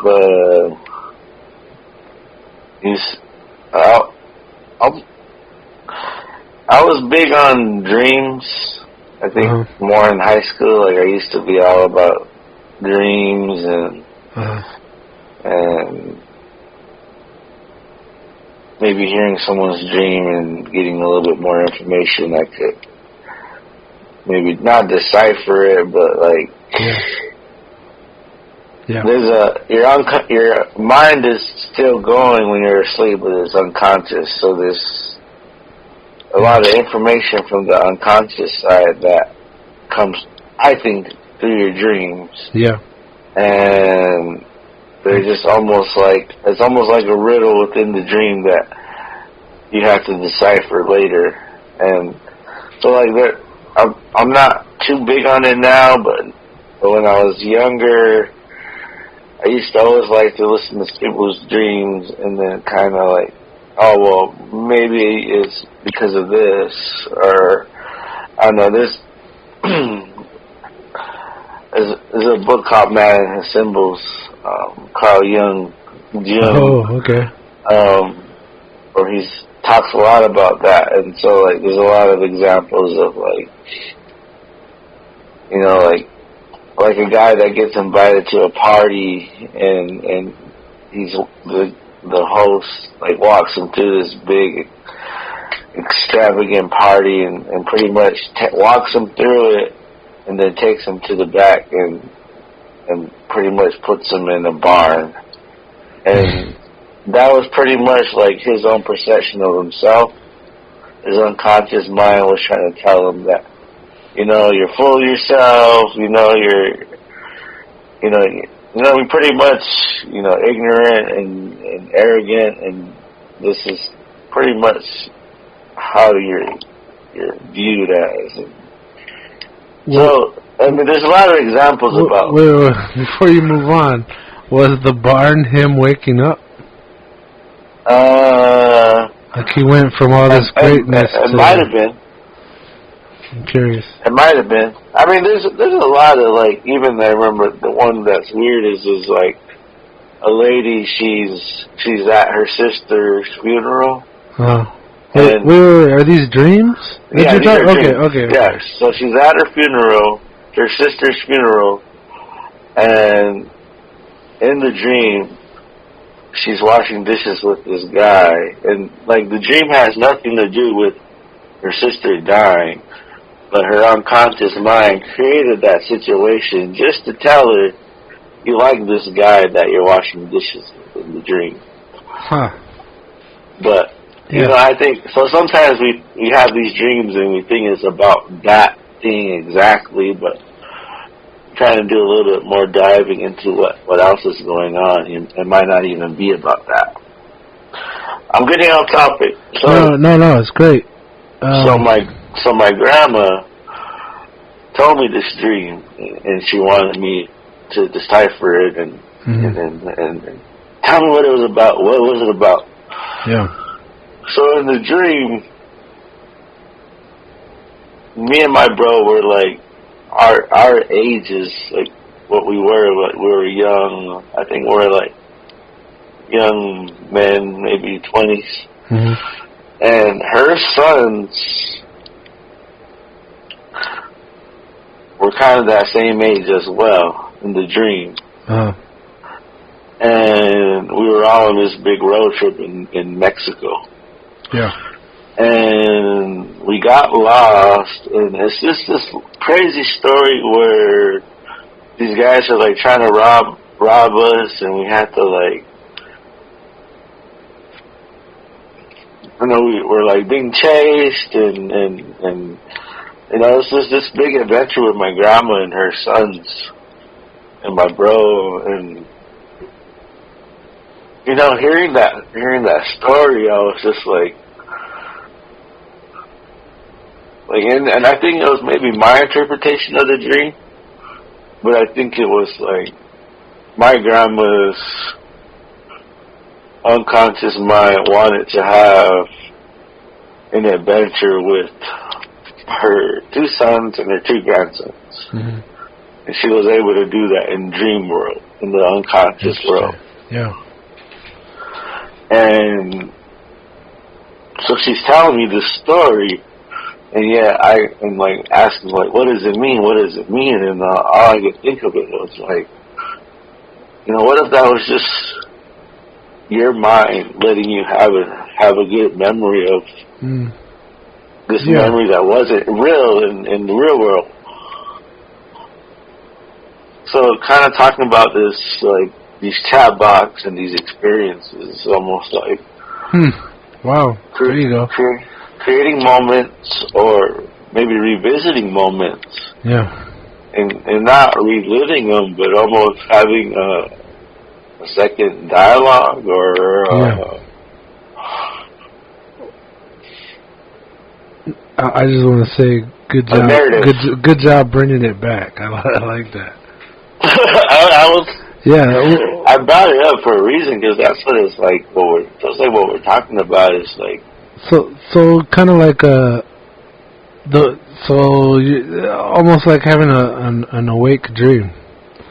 It's taking care of that same base need that you needed or wanted so bad but couldn't have, and then your dream allows you to have it. Yes. You take care of it, or interact with it, or do whatever it is that you really deep down want subconsciously. And then, interestingly enough, this AI or this experience, whatever it is that with the chatbot, just might fulfill that same need on some level. Right? Is that what you're kind of getting at? Yeah. I mean, very, very cool. I like what you did there. Nice. Good job.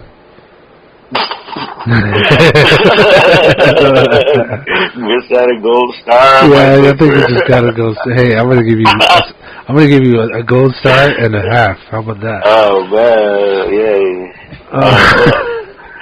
But you know, isn't that like interesting? I think after hearing all that, we're gonna have to have a dream episode. I really don't dream that much. Yeah, but I think we're gonna have to get into all that. Okay. Well, so all I'm saying is there are these things that maybe are moments that we want to re-experience, or moments that are almost impossible to have. Yeah. But with these AI programs or robots, whatever, we can create these simulations of them and almost still have a meaningful therapeutic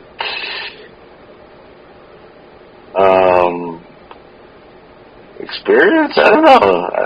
Yes. So I guess it's giving that value to a robot or AI. Like, oh man, you really got me, or you got me in an emotional state to where I'm addressing these things. Like, well, it's like use number 1001 for AI. It's like this is another example of what could be.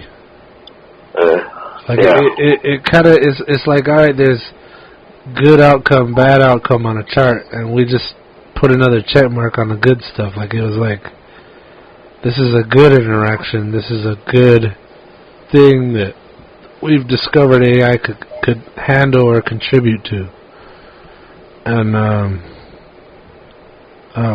so yes, I like where you took that. I kind of wanted to bring up what this other developer did or said. All right. You said you haven't seen Dazed and Confused, but there's a character in there, and I've seen Dazed and Confused. Oh, yeah. Okay. All right. Oh, Waylon.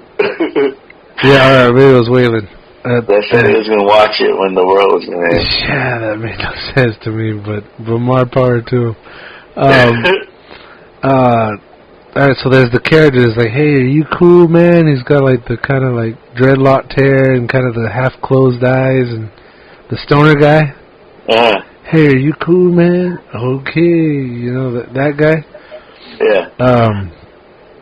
I was following like there's all types of groups out there that are fighting hard to research and develop the first actual true AI. And this guy, he was on one of the forefront groups. Like, there's like very few groups that are like making true advances towards it. And this guy was a true believer. He was one of the developers, and he was a true believer. But I swear, he looked like that guy. He had kind of frumpy, like dreadlocked hair. One thing I remember about him from the get-go was he had this like really large mouth. Like his grin and smile went like deeper into his cheeks, and when he opened his mouth, it was really wide. So if you guys are ever looking for this guy, you might find him that way. But he was, I wish I had his freaking name, but he was a true believer in the positive outcome. It was his belief that the AIs would, like a true AI or the robots with true artificial intelligence, will share the earth with us and take care of all the stuff that we can't.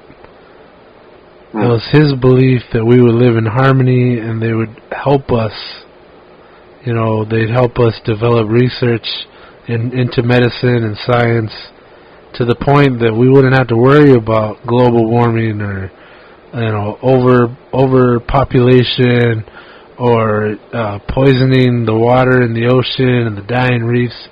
It was his belief that they would come through and not be Terminators, you know, not be Skynet, that they, you know, that they wouldn't come to the conclusion that we're bad for the earth and so we have to be destroyed or controlled.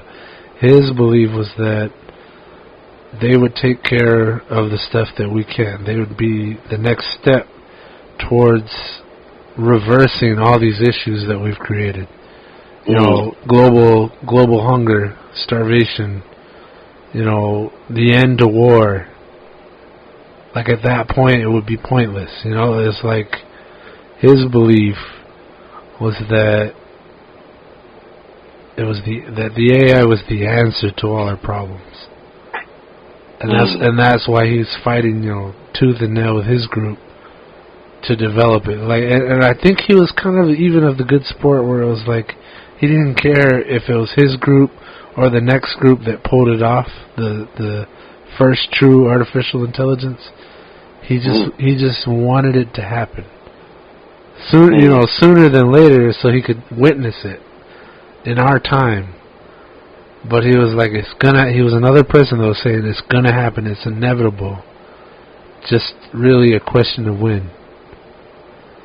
And I like that thought. I liked, like when he was giving this whole speech, like it was a YouTube video of him just walking outside their labs, like around a lake, and he was just talking about his beliefs in AI. And I like that idea better.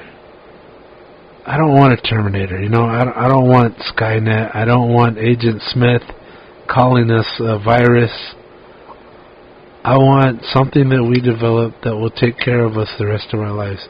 You know, we're always talking about having to work and pay the bills, and for a lot of us it takes away our ability to live happy lives. It's like, oh, I gotta go to work, or I can only go on vacation for the weekend, and then I gotta come back and go back to work because I gotta have this money.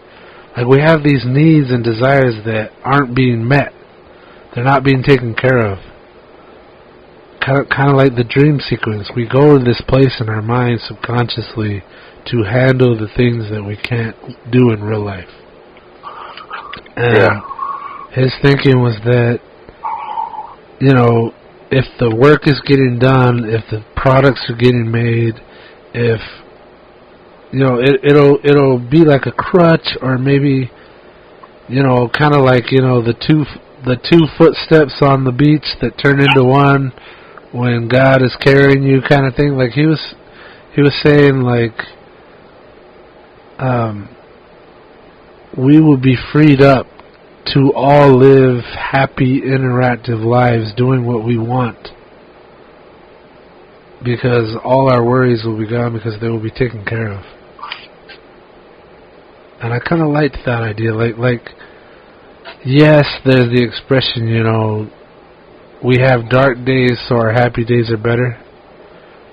And there's all these talks, like with the in the Matrix, when they were saying the first iterations of the Matrix fails because we can't be happy all the time. You know, they tried to make it so that we were truly blissful because we didn't have to worry anymore, and people rebelled. They knew it wasn't real. They knew it was awful, or that, you know, we're not meant to be happy all the time, that there's supposed to be, you know, ups and downs, and that's kind of what balances us and what makes us human. And there's this idea that we would lose that if we were just taken care of, you know, that there'd be horrible repercussions that come from that. But I like the idea. You know, I like the idea of us being helped. And this whole article is like an example, a true life example of a possible future where we are helped by AI. Where some of our problems, maybe not all of them, but maybe this guy's problem of not being able to move on because he didn't get to say his final words, now he did. Now he's living better and interacting and coming out of his shell. He was practically saved by AI. And that's why I like this so much. It's like there's light at the end of the tunnel. I know I come off very, very pessimistic. I really want to chalk that up as my scientific side.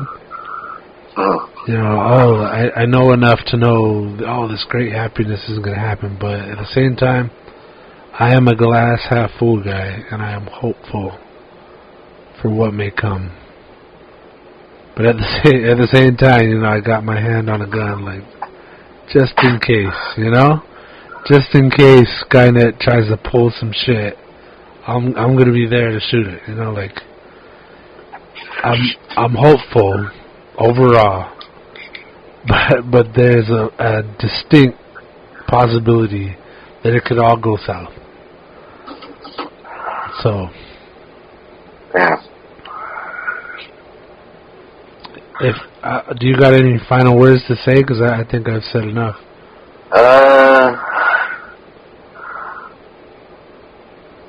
Just the possibilities of coexisting with AI and like that. I think not so much putting humans on top. I think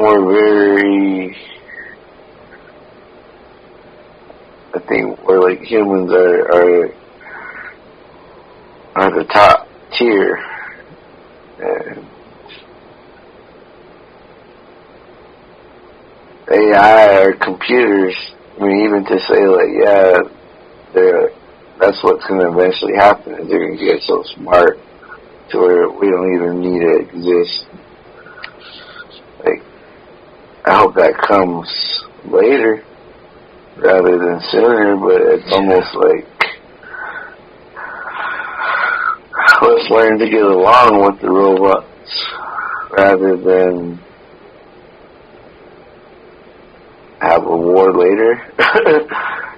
But then again, I think that's like trusting them. I mean, not so much trusting them, but like saying like that, oh yeah, I am going to get some therapy from a chat box or something like that. Or I am going to get to relive some childhood memories that maybe I need to deal with or something. I don't know. I mean, it's just, again, I think being more open to this possibilities of, what AI can provide. And I think in the previous episodes we kind of just joked about like our relationships with them, like very general, but like realistically, like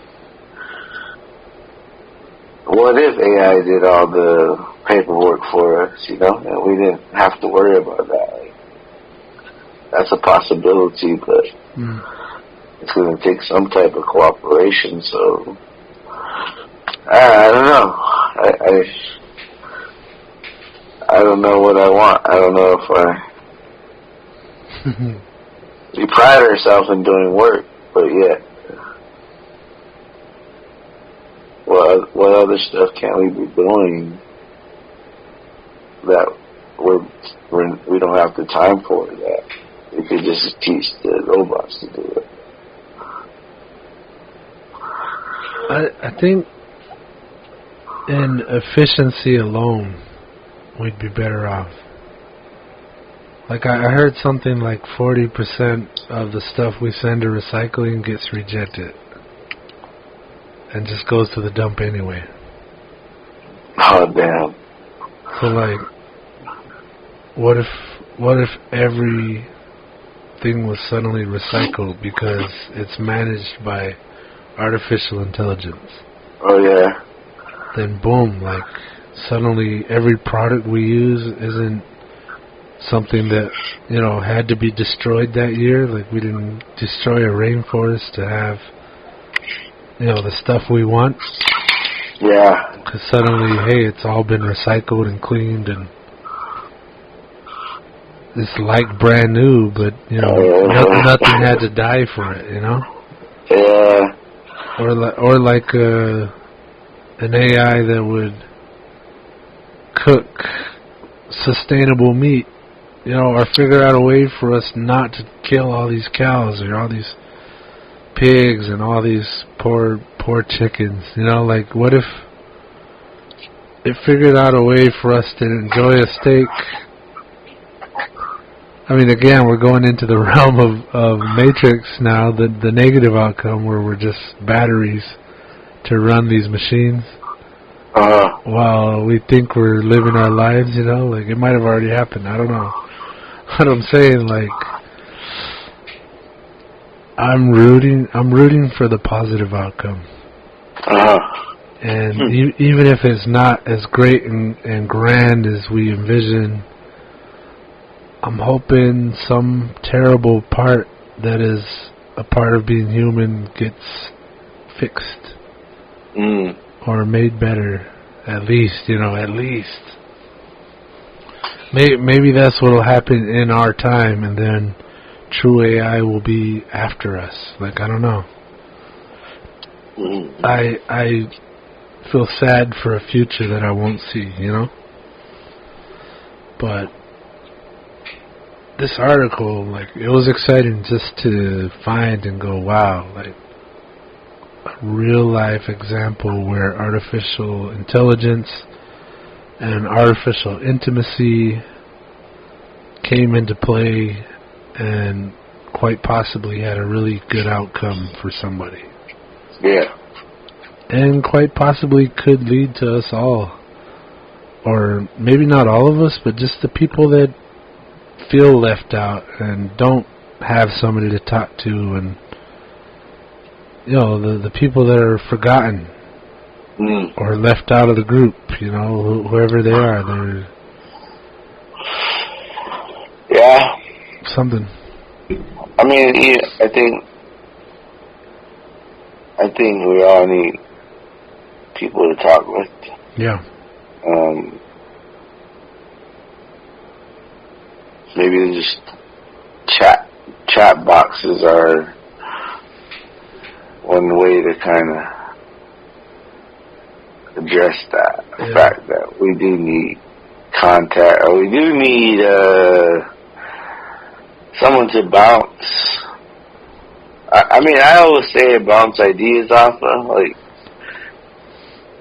if there's someone else in the room that can hear what I'm hearing and sound off, or catch what I'm throwing and then throw it back. You know what I mean? Yeah. It's what do you say, two-way street? But I think reading this article and getting more info, I'm trying to be more open with the concepts and when I hear the word intimacy, it's not just getting romantic. It's kind of like having that friendship or that positive interaction. Yeah.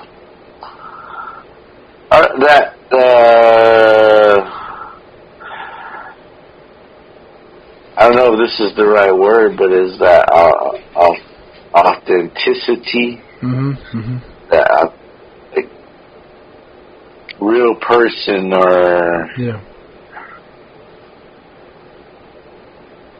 I don't know. I think regardless of what's going to happen, it's just, you know, there are people that they're working on stuff like this. Yeah. So, you know, whatever happens, we're kind of just going to have to deal with whatever comes. Yeah. Nice. But, yeah.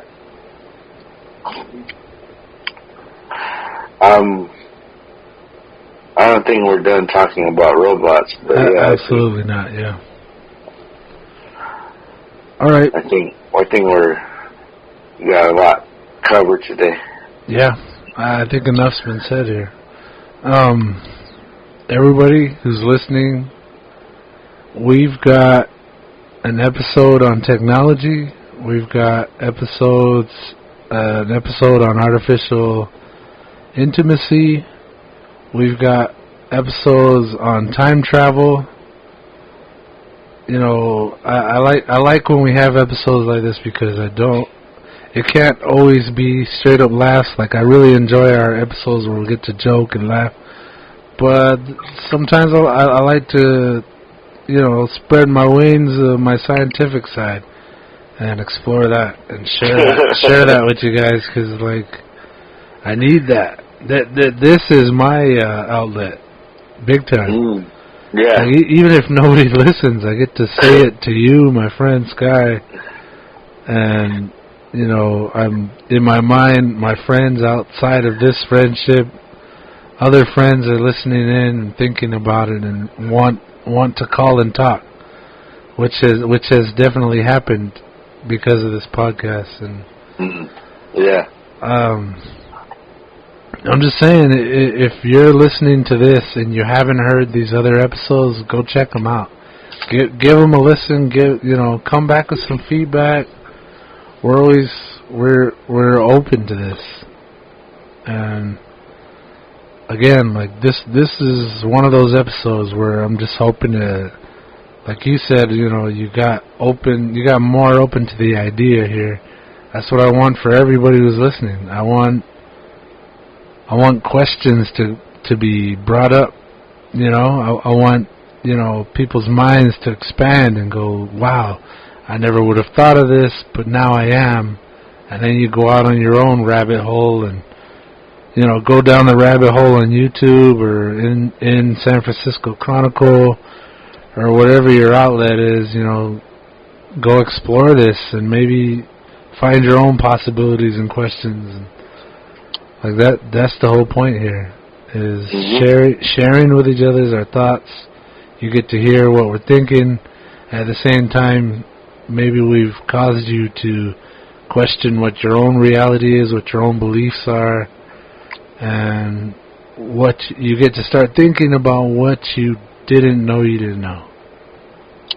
Which sounds counterintuitive, but it's think about it. All right.